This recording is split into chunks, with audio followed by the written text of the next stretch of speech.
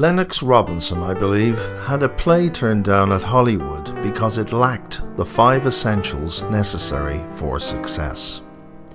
He asked what they were, and was told that the first was religious sentiment, the second, high life, the third, dramatic surprise, the fourth, sex appeal, and the fifth, brevity. On thinking it over, he submitted the following. "My God," said the Duchess, "let go my leg." When I first arrived at the Plaza Hotel Hollywood, I found an invitation from Alison Skipworth to luncheon at the Paramount Studios. The last time I had seen her was in Glasgow in 1888, as Alice Groom demonstrating artwork at Doulton's stall in the exhibition.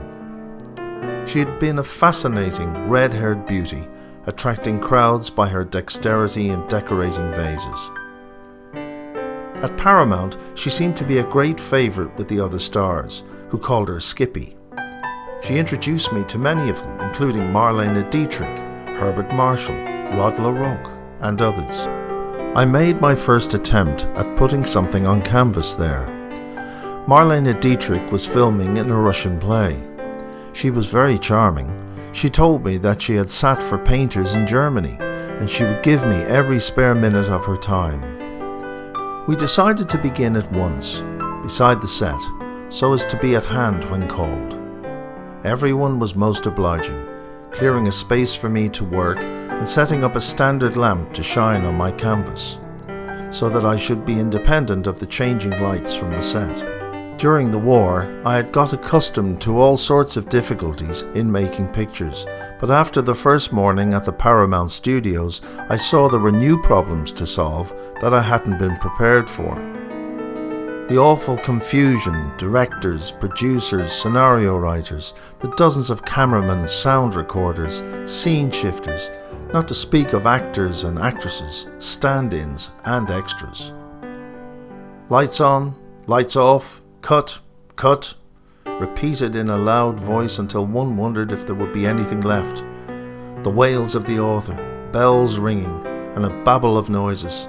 Suddenly the director's voice raised above it all. "Silence, please." Then you might hear a pin drop, afraid to breathe or move while voices were being recorded. I would stand paralysed until relief came. Then Marlene would rush in and take up her pose in front of her makeup glass. After a couple of mornings I gave it up, determined to make more suitable arrangements when I got to know more of the conditions. Lady Ravensdale had given me a letter of introduction to Irving Thalberg and half a dozen of the great ones, including Marion Davies, Charlie Chaplin, and the world's sweetheart. I found they were all so surrounded by barbed wire entanglements in the shape of secretaries that in spite of a coronet emblazoned on the envelope in which I enclosed my note, none except that to Mr. Thalberg had got further than the secretary's wastepaper basket. In the case of Charlie, I was told not to post the letter as he never saw them, but to find out where he was and go myself and present it. I did so, but I was met with, "He's engaged, but if you will leave the letter, I will let you know by telephone when he may be seen." That was the last of it. But I did make an appointment with Irving Thalberg at MGM Studios. When I got there, I found an immense shed, one of a dozen covering perhaps 100 acres. In it there was part of a ballroom, a street, a lake, real cypress trees with their tops cut, half a stairway, a balcony, and in the distance, in semi-darkness, a sound record being made of disconnected scraps of conversation.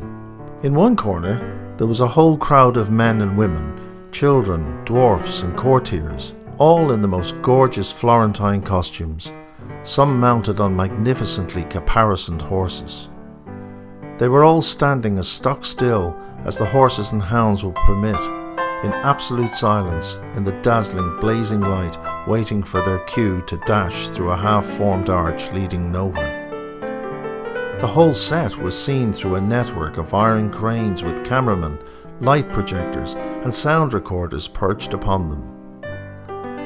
This was my first impression of the filming of Romeo and Juliet, with Leslie Howard and John Barrymore going over their parts. Oliver Messel told me he had been there for months as a decorator and costume designer for Romeo and Juliet, and that most of the time he was merely waiting about, although he was being paid a very high fee. Looking at some of the masks he was making, I was reminded of a suggestion I made some time ago regarding historical characters on the screen. To my mind, otherwise perfect representations were ruined by absurd casting of types.